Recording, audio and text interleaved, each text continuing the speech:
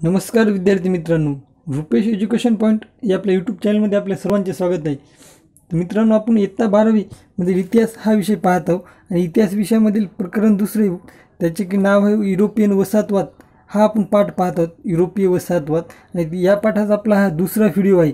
या अगोदरचा पहिलाच व्हिडिओ तुम्ही पाहिला नसेल तर त्याची जी लिंक आहे ती आपल्या डिस्क्रिप्शन बॉक्समध्ये दिलेली आहे. तर हा आपला दुसरा व्हिडिओ आहे, तो आपण सुरू करू. यामध्ये अमेरिकन वसाहतवाद याविषयी आपण माहिती पाहू. अमेरिकेमध्ये वसाहती ह्या कशा प्रमाणात स्थापन करण्यात आल्या आणि अमेरिका या देशाला कशा प्रकारे गुलाम करण्यात आले त्याविषयी आपण सविस्तर माहिती यामध्ये पाहू. ज्या युरोपियन 13 वसाहती होत्या त्या कशा प्रमाणात अमेरिकेत गेल्या याविषयी माहिती आहे. त्यामध्ये अमेरिकेतील वसाहतवादाचा अभ्यास करताना आपल्या असे लक्षात येते की या काळात बलाढ्य युरोपीय राष्ट्रांनी अन्य दुर्बल राष्ट्रावर आपले प्रभुत्व स्थापून वसाहतींना राजकीय गुलामीत ढकलले.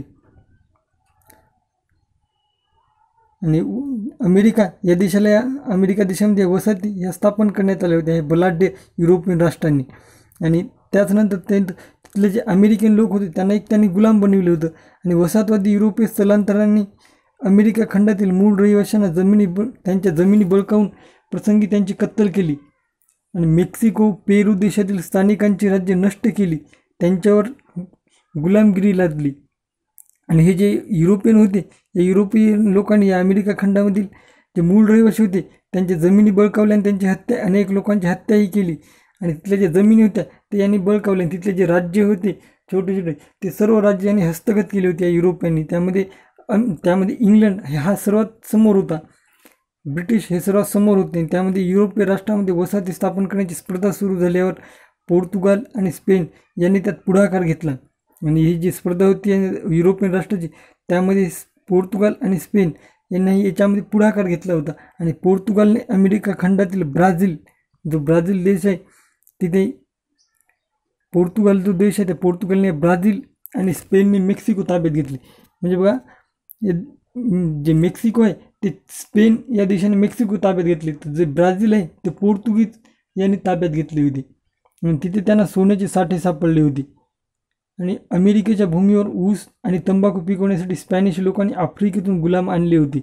आणि या स्पॅनिश लोकांनी बघा आफ्रिकेतून जे गुलाम होते ते गुलाम इथे अमेरिकेमध्ये आणले होते. आणि ते कशासाठी, तर ऊस आणि तंबाखू याची लागवड करण्यासाठी. आणि आपल्या भारतामध्ये जी तंबाखूची लागवड आहे ती पोर्तुगीज यांनी केली होती.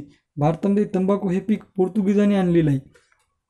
तर अमेरिका इथेच आपण पाहिलं तर तिथे हे जे स्पॅनिश लोक होते स्पेनचे त्यांनी तिथे तंबाखू आणि ऊस हे अमेरिकेत आणला होता. आणि त्यासोबत त्यांनी आफ्रिकेमधून जे गुलाम आणले. आणि पेरू, मेक्सिको आणि व्हेनेझुएला येथे सोन्या चांदीचे साठे सापडतात. स्पेनने शेतीपेक्षा सोने मिळवण्यावर लक्ष केंद्रित केले. आणि या स्पेन देशाने तिथे अगोदर शेतीसाठी हे गुलाम आणले होते आणि शेती करत होते. पण नंतर तिथे सोने चांदी जेव्हा मिळाली, त्यांचे जे साठे सापडले, त्यानंतर या स्पेन देशाने तिथे शेतीपेक्षा त्यांनी सोने चांदीचे जे साठे आहेत त्याकडे लक्ष जास्त दिलं. आणि त्यांनी दक्षिण अमेरिकेमध्ये, आता अमेरिका जो भाग आहे त्याचा दक्षिण अमेरिका, ज्याला साऊथ अमेरिका म्हणतात, त्याविषयी माहिती दिली. दक्षिण अमेरिका संपूर्ण किनारपट्टीवर प्रभुत्व स्थापन केले. म्हणजे स्पेन लोकांनी तिथल्या दक्षिण आफ्रिकेच्या सर्व किनारपट्टीवर जे आहे स्वतःची सत्ता प्रस्थापित केली होती. आणि दक्षिण किनाऱ्यावर जे फ्लोरिडा, कॅलिफोर्निया हा जो प्रदेश आहे ते स्पॅनिश लोकांनी ताब्यात घेतला होता. आणि त्यांनी अमेरिकेतील रेड इंडियन लोक आणि आफ्रिकेत आणलेले गुलाम यांच्याकडून शेती करून घ्यायला सुरुवात केली. आणि यांनी जो संपूर्ण तो दक्षिण भाग होता त्यामध्ये फ्लोरिडा आणि कॅलिफोर्निया हा प्रदेश स्पॅनिश लोकांनी हस्तगत केला होता. आणि तिथे मग त्यांनी शेती करण्यासाठी रेड इंडियन लोक आणि आफ्रिकेतले गुलाम यांना हाताशी घेऊन ते तिथं शेती करत होते. शेतीबरोबरच खाणीमधून अफाट संपत्ती, ह्या ज्या खाणी होत्या त्यामधून अफाट संपत्ती ते निघत होती. ते आपण पाहू शकतो की ते जॉर्जिया, दक्षिण हे सर्व देश दिलेले आहेत तिथे.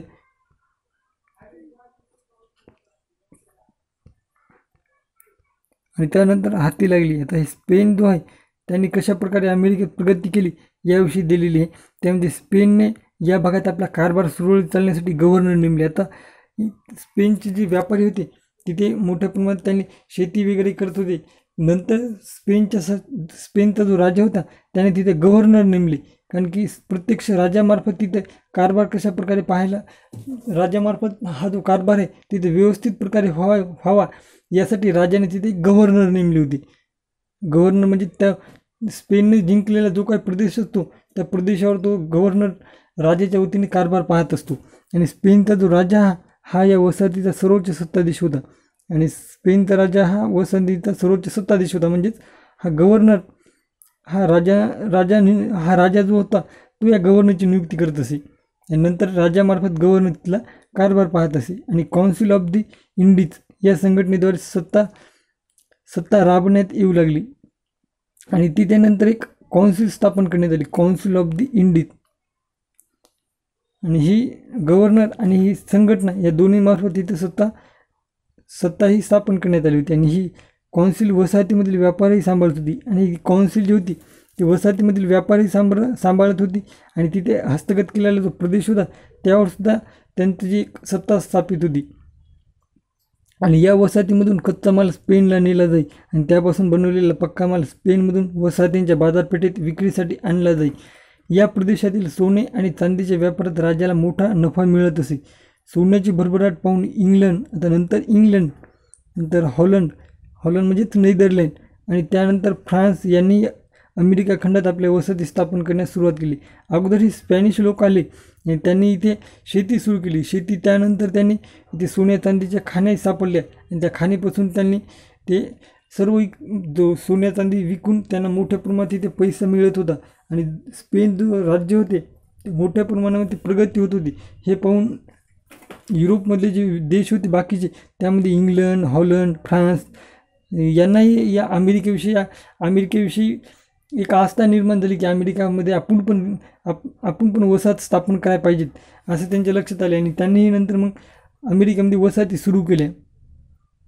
आणि नंतर या स्पेन लोकांची जे स्पेन होता स्पेनची मोठ्या प्रमाणात प्रगती होत होती या अमेरिकेतील वसाहतीमुळे. त्यानंतर मग इतर देशही तिकडे मोठ्या प्रमाणात जात होते. जे अमेरिका खंडात जाण्यासाठी इकडे स्पर्धा सुरू झाली होती यांची युरोपियन राष्ट्रांची. त्यामध्ये आता इंग्लंड जो आहे ते इंग्लंडची जी राणी होती राणी एलिझाबेथ जी पहिली राणी होती ती तिच्या काळात सागरी मोहिमांना प्रोत्साहन मिळाले आणि तसेच वसाहती स्थापन करण्यास प्राधान्य दिले गेले. राणी एलिझाबेथ हिच्या काळात व्यापारी नफ्याच्या जोडीने राष्ट्राचे हित हे उद्दिष्ट वसाहतवादाला जोडले गेले.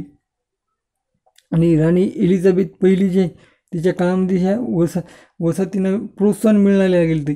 आणि भारतामध्ये जेव्हा इंग्रज आले तेव्हा पहिली वसाहत भारतामध्ये स्थापना होत होती तेव्हाही राणी एलिझाबेथ हिने त्यांना सनद दिली होती की भारतीय पूर्वेकडील देशांसोबत व्यापार करण्यासाठी.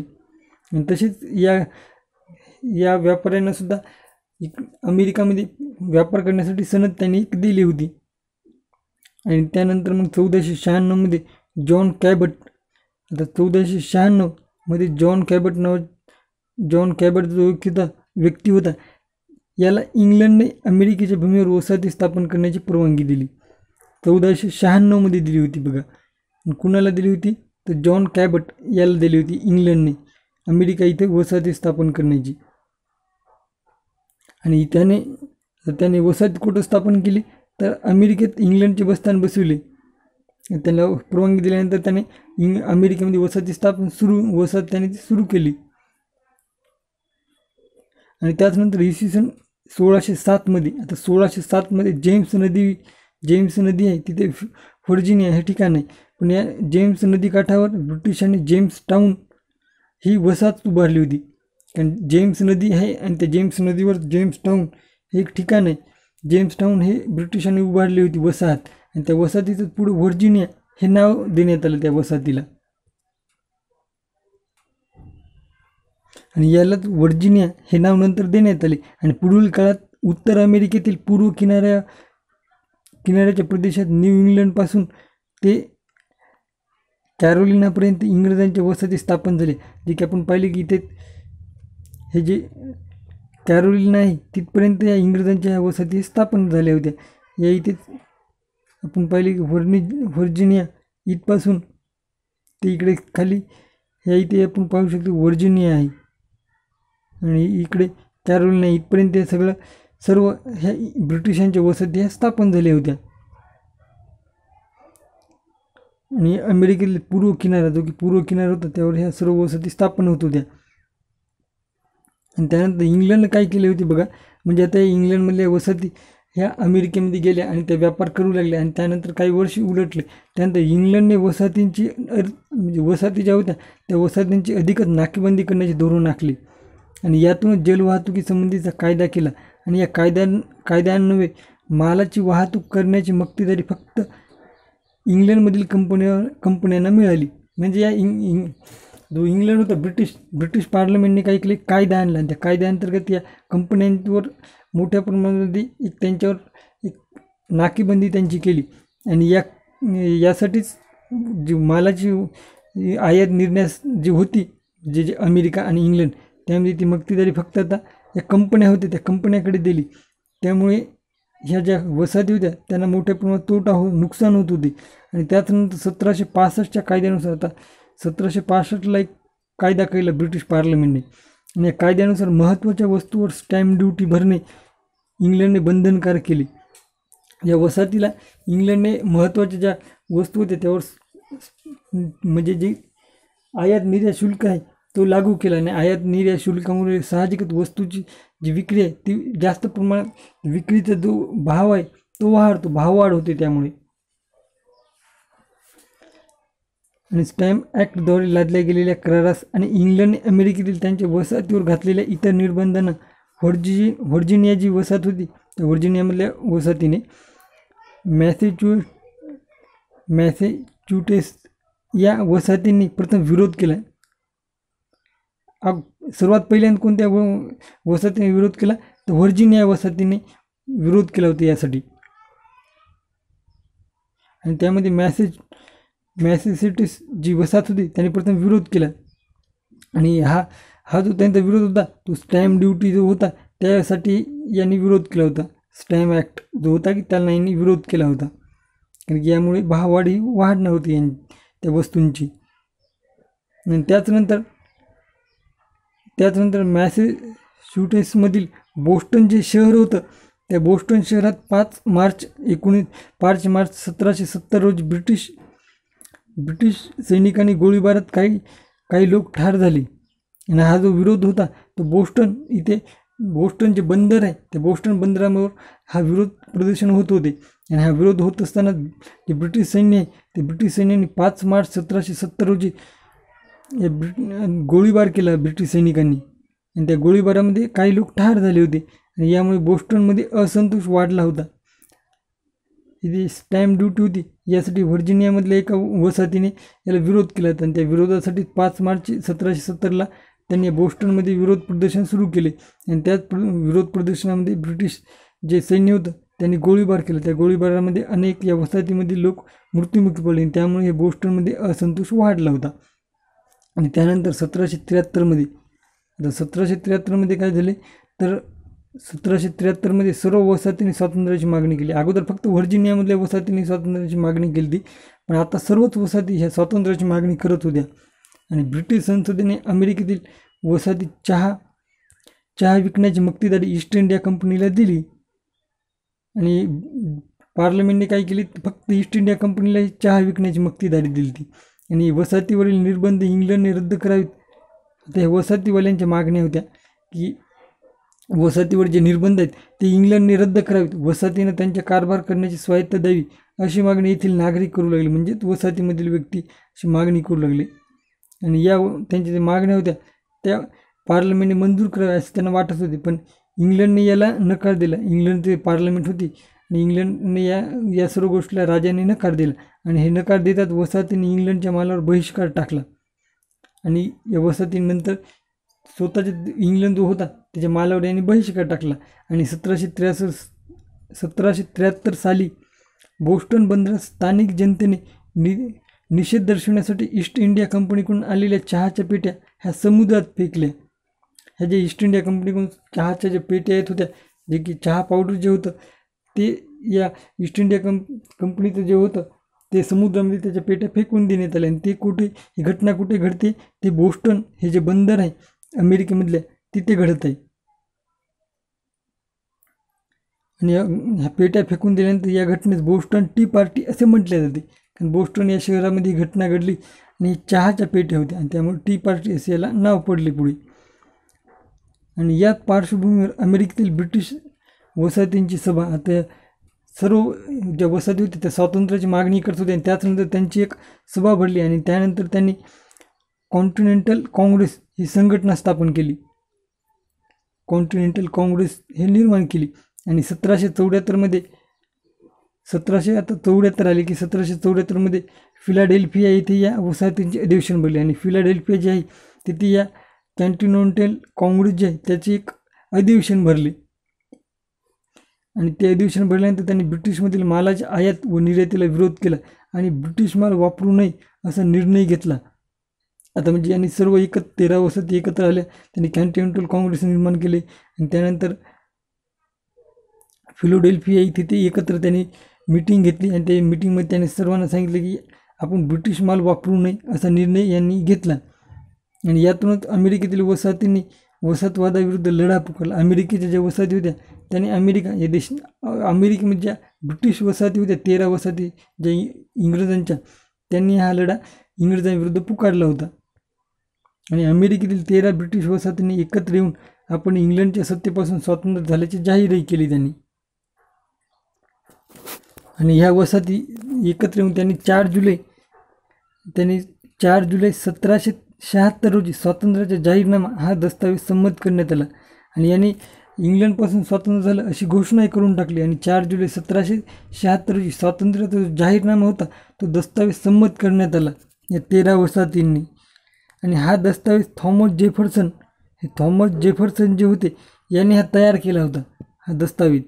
आणि जेफरसनने यामध्ये एक महत्त्वाची मागणी, एक त्याविषयी माहिती लिहिली होती. त्यामध्ये त्याने एक महत्त्वाची माहिती लिहिली होती. त्यामध्ये जीवन जगणे, स्वातंत्र्य आणि आनंद मिळवणे हे मानवाचे 3 जे निसर्गसिद्ध हक्क असल्याचे व ते कोणाला हिरावून घेता येणार नाहीत असे त्यांनी नमूद केले की जीवन जगणे, स्वातंत्र्य हे एक माणसाचे हक्क आहेत असे त्याने त्यामध्ये लिहिले. मानवाचे हे 3 निसर्गसिद्ध हक्क आहेत. आणि स्वातंत्र्याचा जाहीरनामा झाल्यावर, आता स्वातंत्र्याचा जाहीरनामा जो त्या कंपन्यांनी 13 वसाहतींनी मंजूर केला, त्यानंतर स्वातंत्र्याचा जाहीरनामा प्रसिद्ध हा झाला. आणि प्रसिद्ध झाल्यावर ब्रिटिश सैन्य आणि 13 वसाहतीमधील नागरिक यांच्यात लढाया होत राहिल्या. कारण की ह्या ब्रिटिश वसाहती ज्या होत्या त्या इंग्लंडमधल्या 13 वसाहती अमेरिकेत गेल्या आणि तिथे त्यांनी काही दिवस राहिल्यानंतर त्यांनी आपण इंग्लंडपासून स्वातंत्र्य झालो अशी घोषणा केली. त्यामुळे हे जे इंग्रज होते, जे पार्लमेंट होते, जे राजा जो होता, त्यांनी ते सैन्य जे होते ते सैन्य इथे पाठवली होती या 13 वसाहती ज्या होत्या या 13 वसाहती विरोधामध्ये. आणि त्यानंतर मग या वसाहती आणि इंग्लंडचं जे सैन्य होतं त्यामध्ये युद्ध झाले आणि त्यामध्ये सरतेशेवटी सॅराटोगा येथील लढाईत ब्रिटिश सैन्याचा निर्णायक पराभव झाला. सॅराटोगा ही जी लढाई झाली त्यामध्ये म्हणजे वसाहतीचे वसाहतवादी आणि त्यानंतर इकडल्या बाजूला इंग्रजी सैन्य. आणि याच्यामध्ये हे जे इंग्रजी सैन्य होतं त्यांचा ब्रिटिश सैन्य जे होतं ते हारलेलं होतं यामध्ये. आणि फ्रेंच जो देश होता, फ्रेंचांनी या वसाहतवाद्यांच्या संघर्षात अमेरिकांना मदत केली. कारण की यांच्यामध्ये स्पर्धा होती. त्यामुळे या फ्रेंचांनी काय केलं तर अमेरिकेमध्ये ज्या 13 वसाहती होत्या इंग्लंडच्या, त्या 13 वसाहतींना पाठिंबा दिला. आणि नंतर 1779 स्पेनने अमेरिकेच्या बाजूने युद्धात उतरले आणि त्यानंतर फ्रेंचांनी जशी मदत केली तशीच 1779 स्पेन जो देश आहे या स्पेन देशाने सुद्धा अमेरिकेमधील या वसाहती आहेत त्यांना पाठिंबा दिला. आणि ज्या वसाहती होत्या त्यांचा जो सेनापती होता तो जॉर्ज वॉशिंग्टन हे होते. जॉर्ज वॉशिंग्टन यांच्या नावाने अमेरिकेमध्ये वॉशिंग्टन DC हे शहरसुद्धा आहे.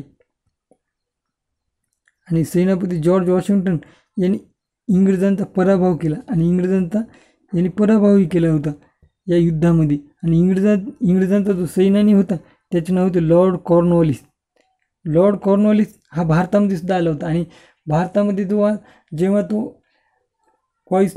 गव्हर्नर जनरल म्हणून आला होता तेव्हा 1805 उत्तर प्रदेशमधल्या गाझियाबाद येथे त्याचं निधनही झाले ते कॉलरेच्या साथीने. हा तोच लॉर्ड कॉर्नवॉलिस जो होता तो जेव्हा इंग्रजांचा सैनानी म्हणून युद्धासाठी गेला होता, पण नंतर तो शरण आला अमेरिकेला युद्धामध्ये. कारण की इंग्लंड हा तिथे हारला. या वसाहतीसोबत जे युद्ध होत होते त्यामध्ये ब्रिटिश हे हारले होते आणि अमेरिका स्वतंत्र झाली. आणि ब्रिटिश हारले आणि अमेरिका हा एक स्वातंत्र्य झाला. मानवाचे निसर्गसिद्ध हक्क नाकारणाऱ्या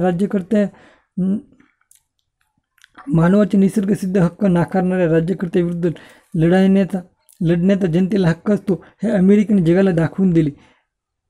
आणि राजा विना राज्य ही अमेरिकेने जगाला दिलेली एक महत्त्वाची देणगी आहे. कारण की या अगोदर सर्व जगामध्ये प्रत्येक ठिकाणी एक राजा, प्रत्येक देशामध्ये राजा असायचा आणि तो त्याची एक प्रजा सांभाळत असे. तो त्यात एक छोटंसं असो किंवा मोठंच असो एक राज्य असायचं, कारण की प्रत्येक ठिकाणी राज्य असायचं.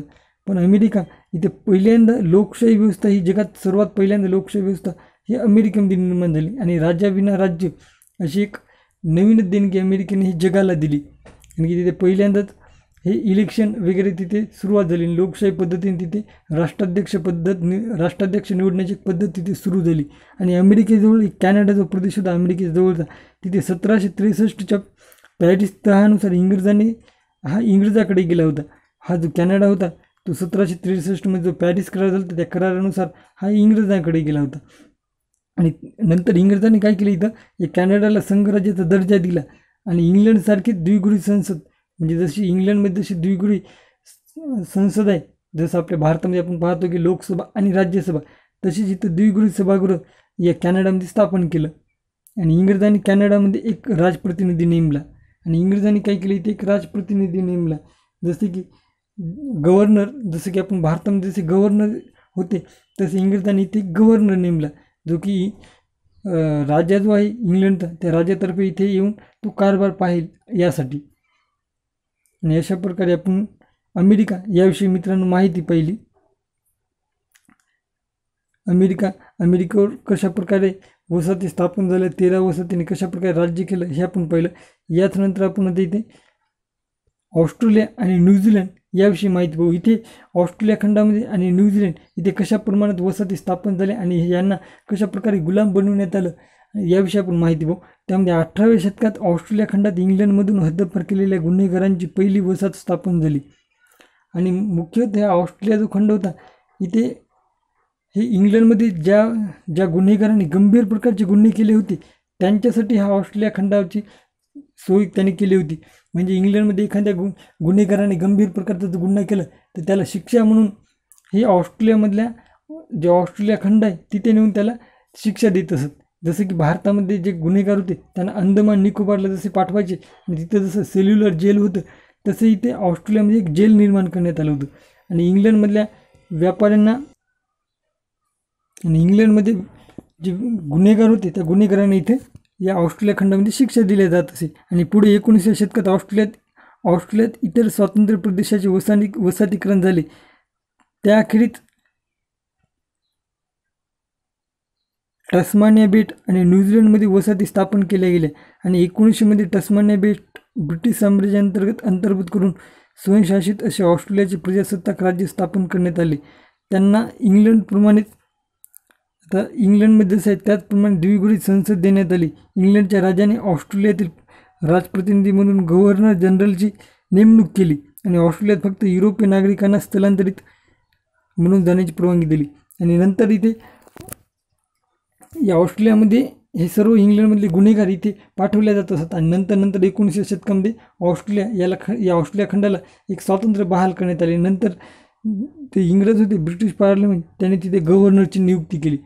म्हणजे सध्याच आपण पाहिले तर ऑस्ट्रेलियामध्ये पंतप्रधान आहेत आणि त्यानंतर तिथे जे राष्ट्रपती आहेत ते नाहीत, तिथे ते गव्हर्नर जनरल सध्याही तिथे गव्हर्नर जनरलच आहेत. आणि हे गव्हर्नर जनरल हे राणीच्या मार्फत तिथे कारभार पाहत आहेत. सध्याही तिथे गव्हर्नर जनरल हे आहेत. आणि त्यानंतर आता आपण न्यूझीलंड याविषयी माहिती पाहू. न्यूझीलंड जो देश आहे त्याला साम्राज्याअंतर्गत स्वयंशासित प्रदेशाचा दर्जा हा 1907मध्ये देण्यात आला होता. आणि न्यूझीलंडमधील जे वसाहतींनी लोकशाही पद्धतीचा अवलंब हा केला होता, तिथल्या वसाहतींनी लोकशाही पद्धतीचा अवलंब केला. आणि म्हणजे त्यांनी जो लोकशाही पद्धतीचा अवलंब केला होता त्यामध्ये मताधिकार, सरकारी मालकीची रेल्वे, आग व अपघात विमा, वृद्धांसाठी निवृत्ती वेतन, कामगारांना कामावर जखमी व मृत्यू झाल्यास नुकसान भरपाई या गोष्टी 1900 पूर्वी न्यूझीलंडमध्ये राबवल्या गेल्या होत्या. आणि नंतर न्यूझीलंड या देशालाही साम्राज्याअंतर्गत स्वयंशासित प्रदेशाचा दर्जा जो आहे तो 1907मध्ये यांनी जो ब्रिटिश होते ब्रिटिशांनी त्यांना दिला गेला होता. तर मित्रांनो, अशा प्रकारे आपण ही माहिती पाहत आहोत. युरोपीय वसाहतवाद, त्यामध्ये युरोपीय जे देश होते त्यांनी जगामध्ये कशा प्रमाणात वसाहती स्थापन केल्या, त्यामध्ये अमेरिकेविषयी आपण माहिती पाहिली. त्यानंतर आपण ऑस्ट्रेलिया, न्यूझीलंडविषयी आपण माहिती पाहिली. त्यानंतर आपण समोर पुढचा जो व्हिडिओ आहे त्यामध्ये आपण आशिया खंडाविषयी माहिती पाहणार आहोत, कारण की हा व्हिडिओ खूपच मोठा होता मित्रांनो. त्यामुळे पुढचा जो व्हिडिओ आहे त्यामध्ये आपण आशिया खंडाविषयी माहिती पाहू. तर रुपेश एज्युकेशन पॉईंट हे आपलं यूट्यूब चॅनल सबस्क्राईब करा आणि हा क्लास जास्तीत जास्त शेअर करा. Okay, good bye. पुढच्या व्हिडिओमध्ये आपण नक्की भेटू मित्रांनो.